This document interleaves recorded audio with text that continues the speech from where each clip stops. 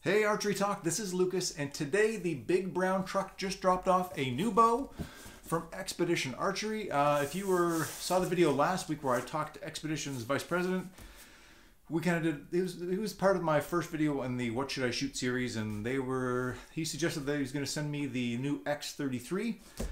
So I won't go too deep into kind of what's new about this bow because he talked about it in depth in that video, and I've covered it in a prior video. So let's just do a quick unboxing.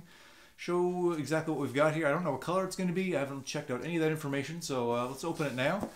And if you see me stumbling, if it's camo by chance, because I'm terrible at picking out camos, now you know why. I just don't know what any of them are called because I just never really got into that kind of thing. So let's have a look here, and we'll hop into this bow in just a second.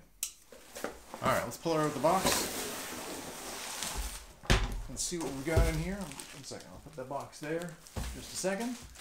And we'll take it. Okay, good news. It's not camo, so I don't have to look foolish while I try to guess what it is.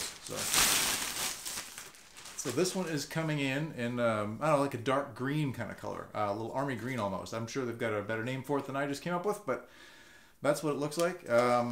So we'll do a quick talk about the specs, just so you know exactly what we're looking at. So the X33 is a 32.5-inch axle to axle, 6.5-inch brace height.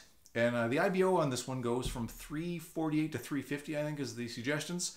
We'll test that out as soon as I can. I'm going to put the chrono up in my garage and we'll test it there. I can't shoot it really beyond my garage because where I live right now, we're in lockdown and my club's not available to shoot in. And it's too cold for me to go outside because I'm not that tough. And there's, you know, 1.5 feet of snow on the ground.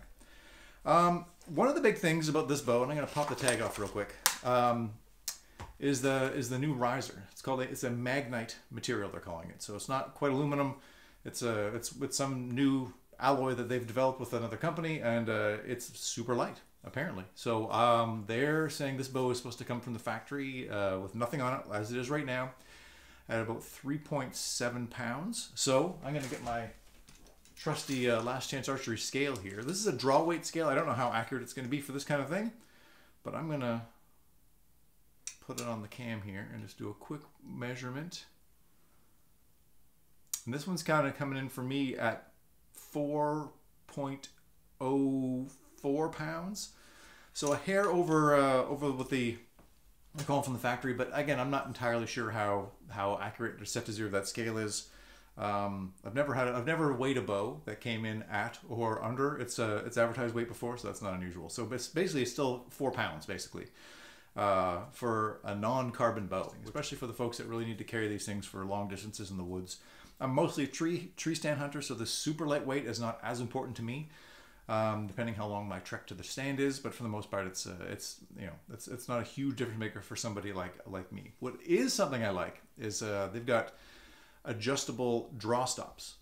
So what that means is that they'll come from the factory probably 80% let off is pretty normal. But if you want a little bit more let off, you can move the stops out a little bit and give yourself 85 or 90, and you can bring them in if you want a little more holding weight to like 75 or 70, and just basically fine tune it how you like it. I've always liked when bows offer me that. Not every bow does, but it just helps me kind of fine tune things. I find it especially useful in a target bow where I'm really trying to get my holding weight nailed down. With a hunting bow, I usually kind of keep it somewhere between 75 and 80% typically. I don't love the 90% let off bows. It's just not, I don't feel like I'm holding enough weight, and I don't feel like I'm accurate enough, but that's just me.